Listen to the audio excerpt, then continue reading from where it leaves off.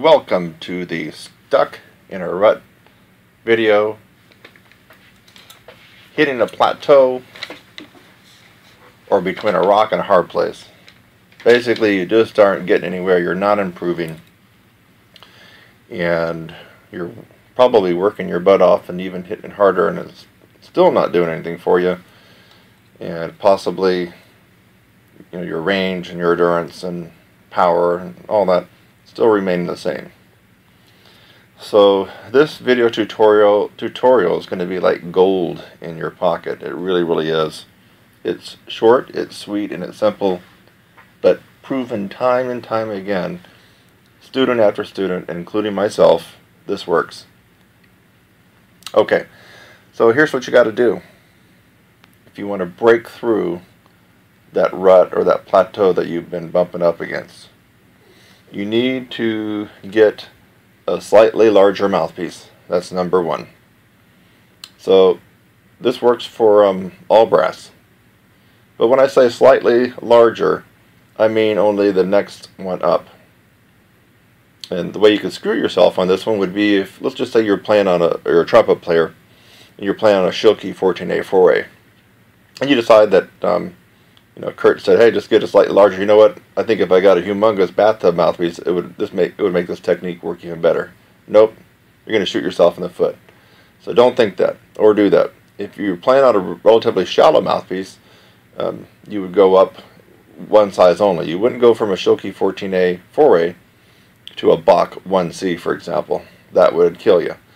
You'd probably move up to a Schilke 15A 4A or something like that. And this goes for trombone, euphonium, tuba, French horn, of course, and trumpet and cornet.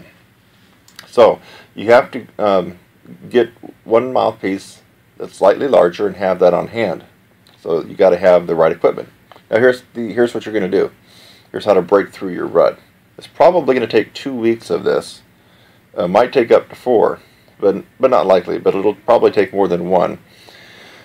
What you're going to do, you need to record the date on one of your practice days. It doesn't really matter.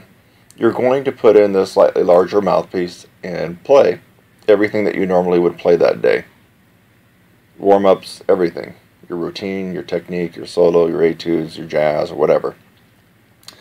When your practice day is done, you're going to put that slightly larger mouthpiece back in the drawer. Tell it to stay there until next week, till 7 days later.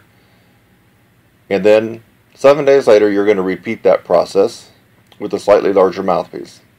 Do your warm-up, everything I said before, everything that you're going to play that day, you're going to play on your slightly larger mouthpiece. Put the mouthpiece back in the drawer, and it's likely sometime in a couple days after that, you'll start to notice the progress and that you broke through this plateau. If not, you can definitely try this another time, for a third dose. But most people, including myself, after you've done it 2 times like this, you do start to realize something is happening. You've kind of shook yourself up, your mechanism, your body, and your chops, and they're awake now, and they're going to start making progress. Okay, so that's the main way that I break through plateaus myself, and for other people. But there's some other things you can try if you really want to throw a monkey wrench in your system, which is basically what you have to do to break through a plateau or get out of a rut that you're stuck in. So one thing you can try doing, let's just say that you've tried 2 or 3 times of this one, where you use a slightly larger mouthpiece, it didn't really quite do it for you. You can take off an entire day.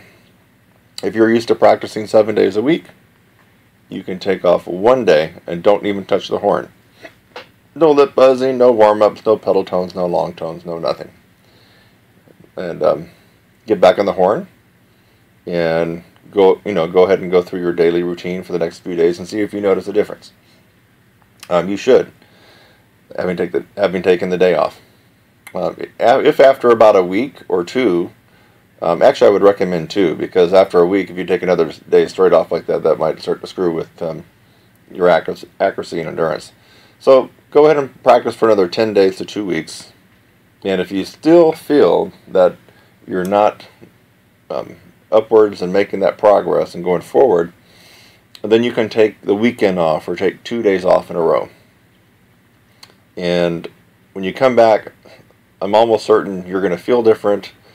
You probably will have lost a little bit of endurance, but you're going to build that back. And even your range might have gone down a fraction, not much, maybe a quarter of a step or half step. And, basically what I'm trying to say is barely of a half step. You get my point. So get back on the horse, start riding it. Don't take any more days off for several weeks. You should notice a big difference there between these two techniques that you're getting to break through a plateau or get out of a rut. However, if after a couple of months of trying these things, you still feel that you're hitting this plateau, and that would be amazing to me because I don't know anybody that's tried both of these that were still stuck. If you are, you're going to have to entirely reboot yourself, and that means you're going to have to take off an entire week. Don't touch the horn. Basically, you're just resetting everything. In other words, you're getting your embouchure unused to playing. So when you get back on the horn, it's not going to feel good right up front. It's going to feel a little bit stiff. The first impression for some people is that they seem like their range is better, but that quickly goes away once you start practicing. So that would be your last resort, and I don't really recommend it, but it is there if you've tried the other two techniques over a couple of months and you still feel you're not making the progress that you want. So of course you have to time that just right. You're going to take off a full week, don't touch the horn, and maybe you can have this coincide with a vacation, or if you're going to be working overtime or something like that. So there you have it. Stuck in a rut or hitting a plateau or between a rock and the hard place with your horn. This works for all brass players, all instruments for brass, that is. And I hope that this really helped you. It's short and sweet and simplistic, but boy, it does the job. So I'm Kurt Thompson, trumpet player, and my website, www.TrumpetSizzle.com. That's TrumpetSizzle.com. You can also find me on YouTube under the username Your Brass Instructor. And if you like this tutorial, I encourage you to check out the other video tutorials that I have, including the big heavyweights, the upper register mini course,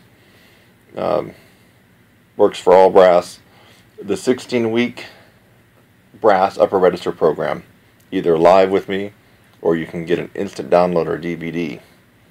And that's the 1-2 punch that will definitely take your range up typically 3 to 4 to 5 notes past where it is when you start the course. And you'll also improve some technique, your sound, your accuracy, and your endurance, your power.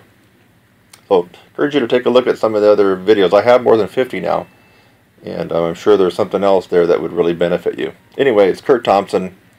I'm glad you're with me in this video tutorial. Hope it really helped out, and I'll see you next time. Bye-bye.